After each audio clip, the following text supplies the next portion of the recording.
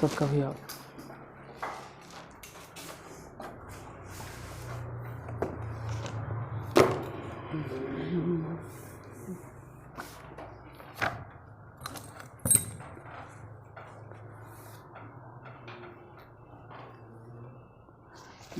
कहाँ तक साबित किए थे हम? साइन एक्स वाला, कॉस एक्स वाला, बस लिखो tan x वाला साबित करते थे। प्रूव दैट,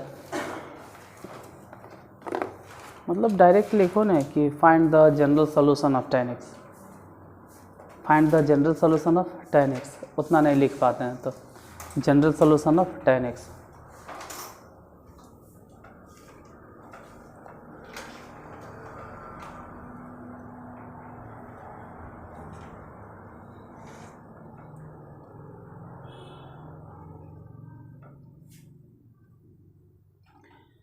या फिर अगर लिखें तो prove that if x and y, if x and y are not odd multiple of pi by 2, x and y are not odd multiple of pi by 2, then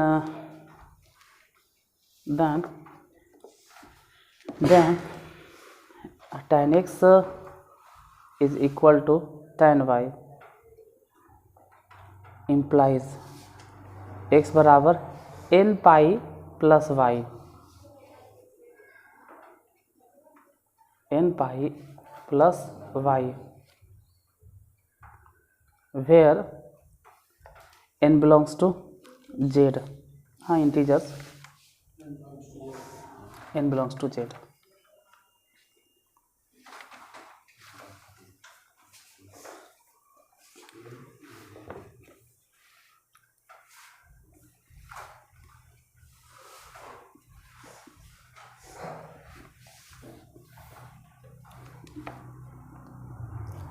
tan x बराबर tan y है, then जो भी साबित करना है लिखो। साबित करना कितना है? n pi plus y. देख tan x बराबर tan y, साबित करना x है कि y है, निकालना x है कि y है, ये ध्यान देना। अगर x निकालना है तो लिखो tan x माइनस में tan y बराबर 0। अब tan x minus tan y, तो tan x के फार्मूला अगर देखें साइन बटा कॉस में, तो साइन x बटा कॉस x, और tan y के अगर फार्मूला देखें तो साइन y बटा में कॉस y बराबर 0। एलसीएम लेना है तो एलसीएम ले लो, तो एलसीएम हो जाएगा कॉस y, हाँ इंटू कॉस x, पहले कॉस x लिखना चाहिए था, cos x into cos y। अब तिरछा तिरछी गुना कीजिए, मतलब कॉस y को इधर गुना करो, sine x into cos y minus इसको वहाँ गुना करो, cos x into sine y बराबर 0। ई फॉर्मूला बोलो ऊपर वाला, साइन x माइनस वाई, क्योंकि x माइनस वाई होगा बराबर में ये ऐसे भी cos x into cos y, उधर जाके 0। उसके बाद हम जानते हैं कि साइन अगर बराबर 0 हो तो x माइनस वाई बराबर जनरल सॉल्यूशन बता, देख के बताओ कितना, n पाई, बस प्लस n पाई होगा, बस n पाई होगा, 0 वाला है ना, तो n पाई, तो x बराबर कितना हो गया, n पाई प्लस में y प्लस y, इतने प्रूफ करना था बस। उतारिए एगो क्वेश्चन बताते हैं।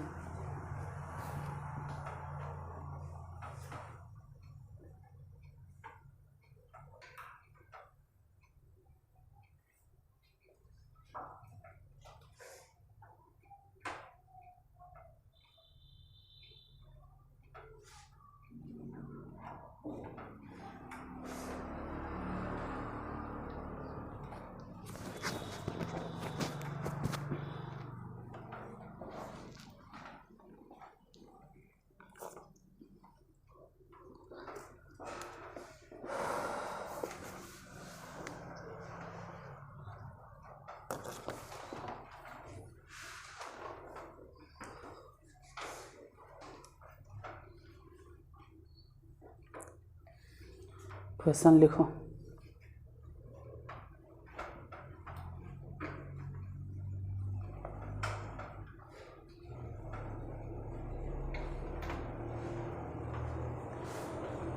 फाइंड द सॉल्यूशन ऑफ, चलो क्वेश्चन तो बतेबे किए थे, एक्सरसाइज डायरेक्ट स्टार्ट कर देते हैं। एक्सरसाइज धीरे से चल रहा है। एक्सरसाइज 3.4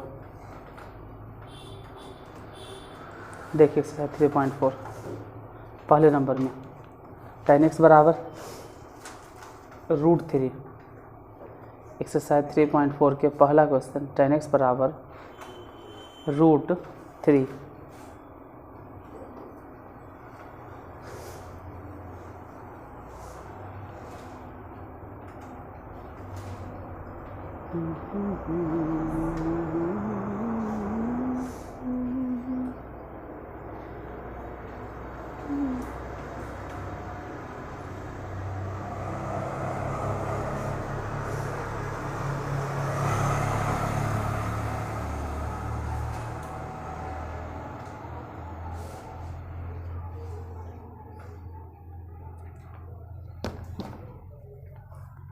पहला है tan x बराबर √3।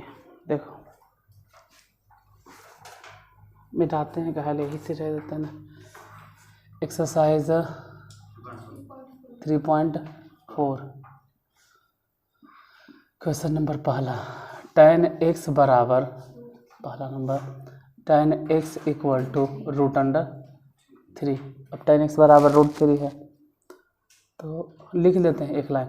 tan x बराबर, अब √3 tan कई डिग्री के मान होगा ये बताना है। tan कितना डिग्री के, tan 60 डिग्री। 60 मतलब π/3। अगर जनरल सॉल्यूशन ढूंढें कि जनरल सॉल्यूशन कितना होगा, तो जनरल सॉल्यूशन x बराबर n पाई, और इसमें y था, यहाँ पर y था, तब ने n पाई प्लस y दिए थे। यहाँ कितना दें, यहाँ तो tan x बराबर y है भी नहीं, तो जितना है ना π/3 है तो वही π/3 दे देंगे। जहाँ हम लिख देंगे कि n belongs to z, integers, n integer से बिलोंग करता है।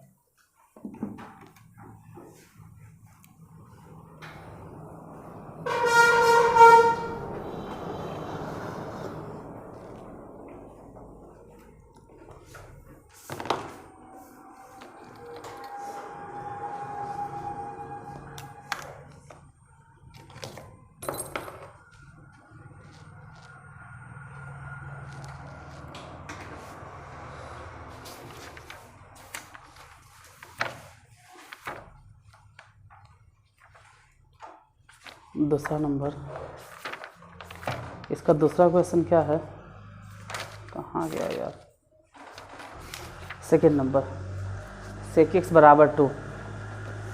दूसरा क्वेश्चन sec x बराबर 2। अब बताइए इसका जनरल सॉल्यूशन क्या होगा। sec x बराबर 2, sec x के जनरल सॉल्यूशन वही होगा जो cos x के होता है। जो cos x के जनरल सॉल्यूशन है वही sec x के है। किताब है तुम लोग के पास, NCERT है किताब, एक बार आंसर मिला लीजिएगा, बनाने के बाद भी आंसर मिला लेना कितना देता है।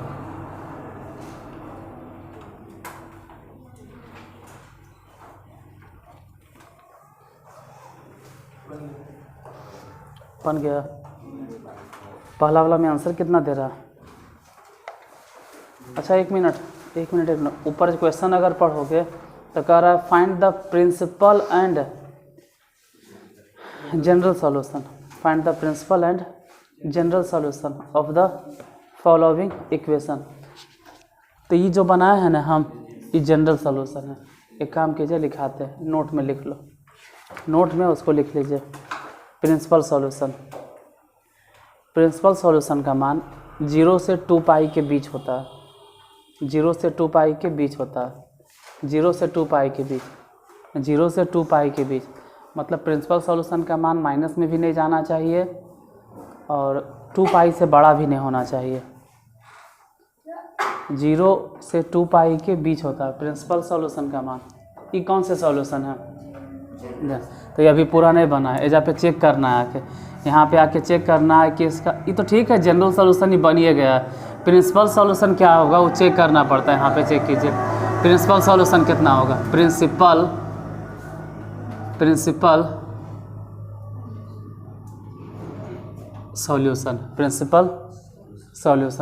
सॉल्यूशन चेक करते हैं।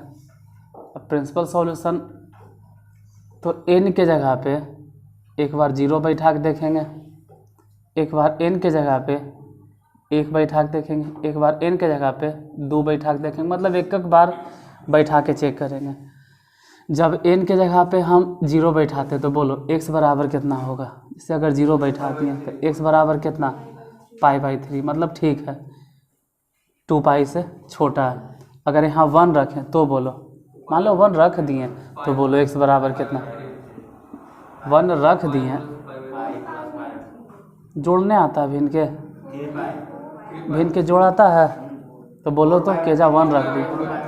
अच्छा आता है, हमको लगा जोड़ने आता है दोनों के। जैसे कोई कहे ना कि 4 2 तो 4 + 2, 4 + 2, अरे जोड़ आता है तो 4 और 2 जोड़ के 6 बोलो, 4 + 2 को जी बोल रहा है। n बराबर 2 सोचो, 2 रखेंगे तो 2 पाई गुना कर दिए तो कितना हो गया, x बराबर 7 π/3। रुको, ये जैसे ही लिखे हैं ना, ये ध्यान से देखेंगे तो इसका वैल्यू 2 पाई से, गौर से देखोगे तो इसका मान 2 पाई से बड़ा हो गया। 2 पाई है, ये ध्यान से देखिए 2 पाई से बड़ा है। तुमको लगे कि नहीं बड़ा है तो भागा आता है, भागा दे दो, बोलो 3 दूनी 6, लेकिन नहीं कटा, अभी नहीं कटा, आगे बोलो, हाँ नहीं आगे बोलो, कितना 3, 2.3, और फिर भी नहीं रुका, और लगेगा, बोलो 3। मतलब इतना समझ में आ गया कि ई जो है ना वो 2 पाई से बड़ा। रुक जाओ, मतलब अब इसके आगे नहीं जाओ। तो बोलो प्रिंसिपल सॉल्यूशन क्या लिखे। जनरल सॉल्यूशन तो बहुत ही आसान होता है। प्रिंसिपल सॉल्यूशन में कौन कौन बैठाएंगे, 2 पाई से बड़ा नहीं होना चाहिए तो कौन बैठेगा, एगो पाई हो जाएगा, मतलब π/3 हो जाएगा, और एगो 4 π/3 हो जाएगा। तो जिसको जनरल सॉल्यूशन मालूम है वो प्रिंसिपल सॉल्यूशन भी निकालिए लेगा n बैठा के। जैसे अभी क्वेश्चन कितना दिए, sec x बराबर 2, इसका जनरल सॉल्यूशन फाइंड करो। इसका जनरल सॉल्यूशन दूसरा नंबर, sec x बराबर 2, sec x बराबर 2। अब अगर sec x बराबर 2 लिखते हैं, चल एक लाइन लिखिए देते हैं कि sec x बराबर, इसको sec में ही बताना है कि कई डिग्री का मान है, sec कितना डिग्री का मान है, cos 60 डिग्री का मान होता है 1/2, तो जाहिर सी बात है कि sec 60 डिग्री के होगा सिर्फ 2 π/3। जनरल सॉल्यूशन बताइए इसका, मतलब x बराबर बोलो कितना हो जाएगा, देख कर बताना क्या है, 2n पाई ± π/3 बन गया। लेकिन ध्यान रहे ये जो बना है ना ये सिर्फ जनरल सॉल्यूशन है। प्रिंसिपल सॉल्यूशन के लिए बैठाना पड़ेगा एक एक करके। प्रिंसिपल सॉल्यूशंस, ये तो जनरल सॉल्यूशंस हो गया। प्रिंसिपल सॉल्यूशंस के लिए n बराबर बैठाएंगे, पहले 0 रखेंगे, फिर n बराबर 1 रखेंगे, फिर n बराबर 2 रखेंगे। ऐसे रख के चेक करके देखेंगे कितना आता है। जैसे n बराबर जब 0 रखे तो मान लो यहाँ 0 रख दिए n बराबर, तो बोलो x बराबर कितना आया, π/3। सोचेगे तो तू कह रहे हो कि माइनसों में हो सकता है, लेकिन प्रिंसिपल सॉल्यूशन में माइनस वाला नहीं लिखना है, याद रखना। अगर 1 रखें, वहाँ 1 रखें, बोलो 1 रखें, 1 रख दिए तो 2 पाई कितना हो गया, नहीं वो लिखो मत करो, वो नहीं लिखो, कुछ और सोचो। एक मिनट एक ही चीज़ पे काहे एकदम पड़ल है। 1 रखे तो 7 पे काहे पड़ गए हो, 1000 रखेंगे, 1 मिनट पहले समझ लो। अगर 1 रखेंगे तो 7 पाई के पीछे काहे एकदम पड़ल हो, 7 अबे करेगा। दूसरा माइनसों वाला तो सोच सकते हैं, पहले सोचे के क्षमता होना चाहिए कि हम 3 दूनी 6 7, वही काहे सोच रहे हैं? 7 तो बोलने नहीं यार, 7 पाई बटा 3 तो बोलने नहीं, का है जो उसका मान 2 पाई से। अजीब है यार, कैसे मैथ समझता होगा? हम इन्हें बता रहे तो उन्हें समझता है। बोलो तो एजा जरी, यहाँ पे 1 रखें या नहीं रखें? यहाँ 1 रखें तो 1 रखेंगे तो कितना हो जाएगा सब मिला के, बताओ तो।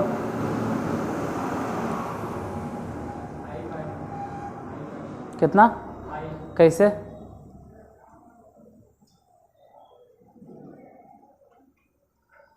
फाइव पाई कैसे?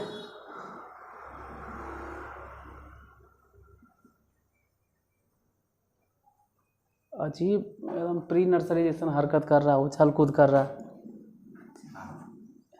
झापता है। जब 1 रखेंगे ना तो 2 गो मान आएगा, एक तो 3 दूनी 6 और एक 7, दूसरा है 3 दूनी 6, और जब माइनस वाला लेके चलेंगे तो 5।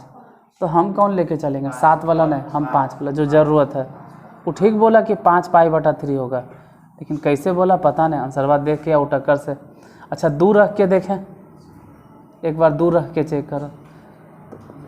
प्लस वाला तो सोचबो मत करो, सपना हो जाएगा। 2 रखेंगे तो 2 दूनी 4, 4 बहुत ज़्यादा हो जाएगा। अच्छा, माइनस वाला एक बार सोचते हैं, माइनस वाला सोचते हैं। मान लो 2 रख दिए तो कितना होगा दीपांशु? बोलो तो, अगर 2 रखेंगे तो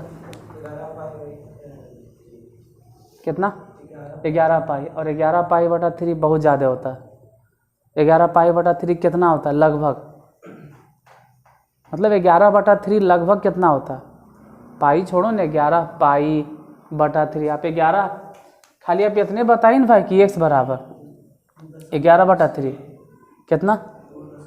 2.6।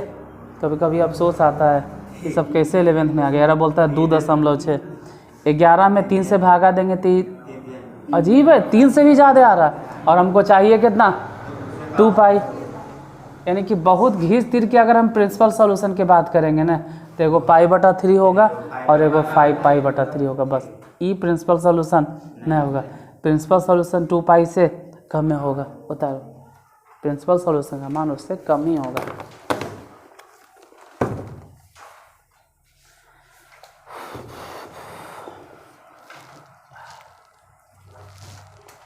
गर्मी है।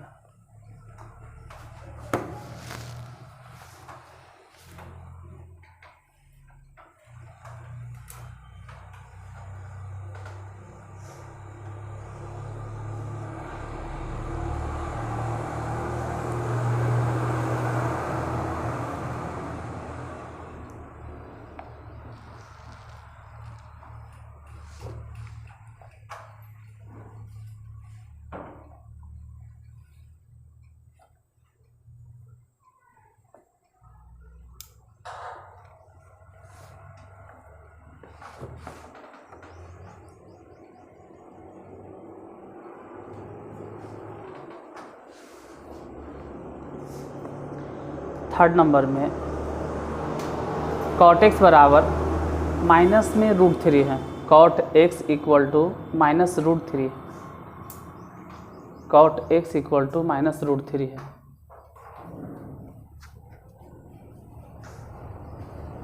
cot x बराबर माइनस √3 है। तो पहले तो जनरल सॉल्यूशन, उसके बाद प्रिंसिपल सॉल्यूशन फाइंड कर लेंगे। पहले जनरल सॉल्यूशन तो निकले। इसका आंसर एक बार देख लेना क्या देता है नहीं देता है, और आंसर चेक कर लीजिएगा इस सब पे।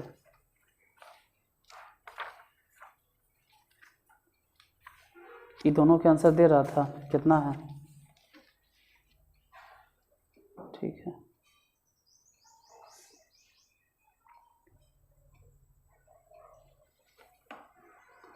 तीसरा में कॉट है ना, तीसरा में कॉट है, लेकिन आंसर अजीब से दे रहे हैं। आंसर जो दे रहे हैं वो कॉस पे लग रहा है, आंसर जैसन से दे रहे लग रहा है प्लस माइनस। कॉट एक्स के जनरल सॉल्यूशन वही होता है जो कि tan x के। आंसर अजीब से है, आंसर में प्लस और माइनस दोनों दे ले, जो कि सिर्फ प्लस होना चाहिए।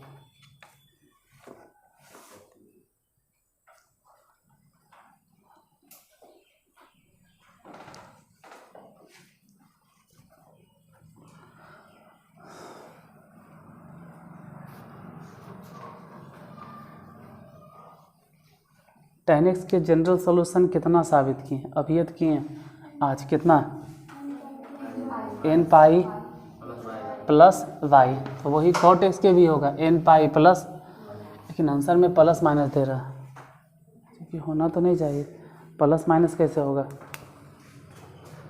तीसरा नंबर cot x बराबर माइनस में √3 जनरल सॉल्यूशन है, तो जनरल सॉल्यूशन तो जैसे चाहो वैसे लिखो। हम उस दिन बताए थे कि जनरल सॉल्यूशन जो हम लिख रहे हैं और जो किताब में हो सकता है कि अलग अलग हो दोनों का जनरल सॉल्यूशन।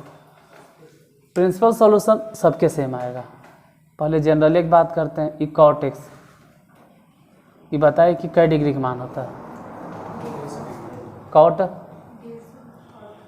150 डिग्री, या तो उतना लंबा काहे सोच रहे हैं, और कुछ कम सोचिए ना, उतना लंबा काहे सोच रहे हो, वो तो ज़्यादा हो जाएगा। 150 तो ज़्यादा हम सोचे लगे। माइनस में सोच लो, cot माइनस में सोच लीजिए, माइनस कितना डिग्री के, माइनस में 30 डिग्री, क्योंकि हमको कम से कम सोचना है, तो उतना लंबा क्यों सोचे, 150 डिग्री ज़्यादा हो जाएगा। तो प्लसे में सोचना है सर ने, वैसन कोई नियम नहीं कि प्लसे में सोचना है, बस ये किसका मान ही बताना है। फिर बोल रहा है जनरल सॉल्यूशन क्या होता है, x बराबर n पाई प्लस से होगा, और यहाँ लिखना है माइनस में π/6। ये जनरल सॉल्यूशन है, ये यहाँ निकाल के हम चाहें तो लिख सकते हैं। जनरल सॉल्यूशन हम लिख सकते हैं, कोई चीज़ लिख ही देते हैं, n पाई और यहाँ से निकाल के माइनस में π/6। हम जो लिखे हैं ये आंसर आपके किताब के आंसर से डिफरेंट हो सकता है, लेकिन गलत उन्हें, वो खुद किताब NCERT खुद कहता है कि आप जो निकालते हैं वो आपका वैल्यू और किसी और का वैल्यू डिफरेंट हो सकता है, उससे कोई फ़र्क नहीं पड़ता। प्रिंसिपल सॉल्यूशन सेम आएगा, प्रिंसिपल सबका सेम आता है, आप कैसा हूँ बना के देख लीजिए। प्रिंसिपल सॉल्यूशन, ये तो अभी तक जनरल सॉल्यूशन चल रहा था, जनरल अलग हो सकता है। जैसे सम संख्या विषम संख्या लिखने का तरीका सबके अलग अलग होता है, वैसे ही बोलो n बराबर पहले कितना 0, अगर 0 सोचेंगे ना तो दिमाग से निकाल दीजिए, भूल जाइए। अगर n बराबर 0 सोच रहे हैं तो x बराबर कैसे ना आएगा, तो हटा दो दिमाग से, 0 तो चलबे नहीं करेगा। 1 रखो, 1 बैठाइए, मान लो n 1 बैठा देते, x बराबर बोलो 5π/6। n बराबर 2 भी एक बार बैठा के चेक कर लो, नहीं काहे लगेगा, एक बार चेक तो करके देखो, नहीं बोलना उससे पहले चेक तो कर लो। ऐसा 2 रखेंगे तो 6 दूनी, अब 12 और 1 13 होगा, घटेगा ना, 6 दूनी 12, 1 घटेगा, वो 11, तो 11π/6। इसका मान 2π से ज़्यादा, हद है कि भागा दे के देखो, तो भागा दे के एक बार चेक करो, 2 से बड़ा होगा, 2 से कम नहीं है तो ठीक चलेगा। ज़रा n बराबर 3 रख के देखो, मतलब आगे निकल गए, तो ज़्यादा हो गए तो ये संभव नहीं। यानी प्रिंसिपल सॉल्यूशन की बात करेंगे तो यही होगा, प्रिंसिपल सॉल्यूशन सबका सेम आता है। कैसे बना, जनरल सॉल्यूशन में यहाँ डिफरेंस हो सकता है π/6 के बजाय कोई कुछ और मान ले, हो सकता है कोई 150 डिग्री मान ले डायरेक्ट, और 150 डिग्री को लिखा जाएगा 5π/, तो सबका अपना अपना आंसर हो सकता है। कोई n पाई ऐजा लिखे प्लस में, देखो अगर ई लिखेंगे तो माइनस में, लेकिन अगर यही जनरल सॉल्यूशन हम ऐसे लिखते हैं तो n पाई प्लस 5π/6 समझाते हैं, क्योंकि अगर 150 डिग्री होता है ना तो फिर माइनस में नहीं होता, तो ई आंसर होगा या ई आंसर होगा। मतलब जब π/6 होगा तब होगा माइनस में, लेकिन 5π/6 होगा तब होगा प्लस में। एक बार आंसर चेक करो, अजीब से आंसर दे दे जो किसके लिए सूटेबल नहीं।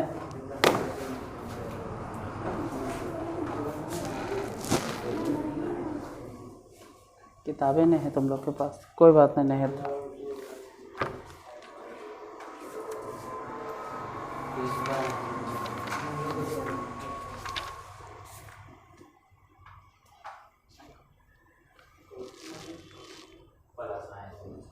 क्या नहीं होना चाहिए, प्लस माइनस नहीं होना चाहिए। कौशिक का जनरल सॉल्यूशन प्लस माइनस हो सकता है, हो सकता है, क्योंकि वजह पे -1 टू द पावर n रहता है, तो हो सकता है। कॉस के तो होवे करता है, सेक के होवे करता है, कॉट के नहीं होना चाहिए।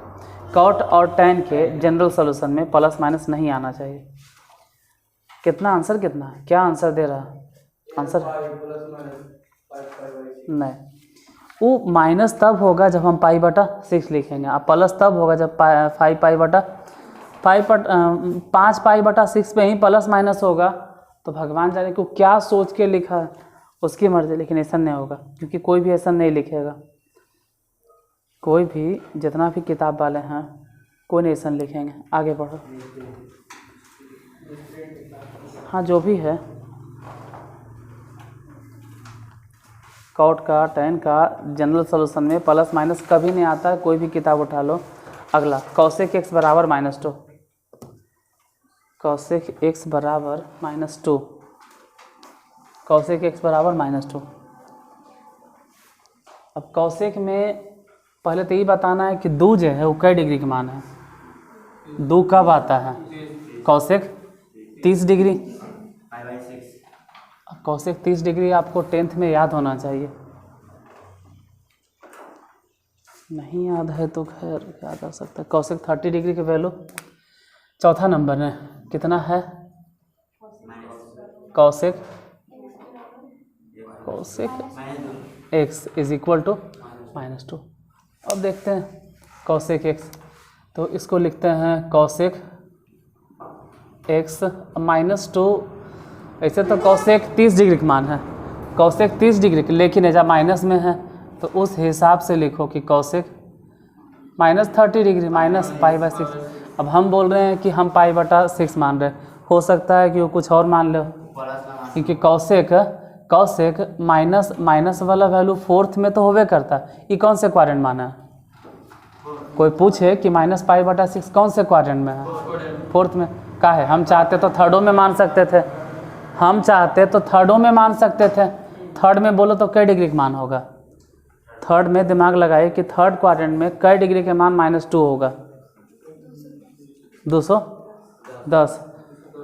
कॉसेक 210, कॉसेक 210 को लिखेंगे कॉसेक 180 + 30। और कॉसेक 180 पे नहीं बदलाता है तो कॉसेक 30 या कॉसेक 30 का मान -2, यानी कि 210 डिग्री किस में आएगा? हाँ, तो 210 डिग्री। तो अगर कोई 210 डिग्री लिखेगा ना, जैसे ये माइनस कितना लगता है कि जो माइनस हले न, ये माइनस के चलते जा माइनस चल गया, वैसा बात नहीं रे। अगर तुमको नहीं अच्छा लग रहा है ना, तो एक काम करो, तो लिखो कॉसेक कितना बोले, और 210 डिग्री को रेडियन में अगर बदलेंगे 210 है, 210 रेडियन में अगर बदलेंगे तो π/180 से गुना 0 से 0 7π/6। तो कुछ लोग 7π/6 पे बना सकते हैं, हम इसको बना रहे हैं -π/। अब माइनस मतलब गलत, मतलब दिमाग में आ जाता है, ई वाला माइनस वाई जा चल गए तो जा कहाँ गए? अरे वो सब बात नहीं, 4th क्वाड्रेंट में इसका वैल्यू निकालोगे तो कितना आएगा? -2। इसका मान निकाल के देखो तब भी कितना आएगा? -2। बताइए प्रिंसिपल सॉल्यूशन से पहले जनरल सॉल्यूशन। x बराबर n plus -1 to the power n और गुने में π/6। रुको माइनस में ना। अब एक काम करते हैं कि n पाई, क्योंकि हम π/6 लेके चल रहे हैं तो हमारा आंसर इसके हिसाब से आएगा, -1 n+1। एक दिन ये भी पूछा था, ये कैसे हो गया? तो हम पूछेंगे ना कि जा ध्यान से देखो, π/6 यहाँ से माइनस चल गया, किसी को ये अच्छा नहीं लग रहा है तो वैसे बनाएगा जनरल सॉल्यूशन। यहाँ पे x बराबर n प्लस में -1 टू दी पावर n, और डायरेक्ट लिखेगा 7π/6। एक बार आंसर चेक करो कि ई वाला है या ई वाला है या दोनों ने है, प्लस माइनस में दे ले, क्योंकि अगर -1 पे पावर है तो -1 पे पावर n का मतलब होता है ना कि वो प्लस माइनस में भी दे सकता है। इसे देना नहीं चाहिए, साइन और कॉसेक के आंसर ऐसे ही होता है।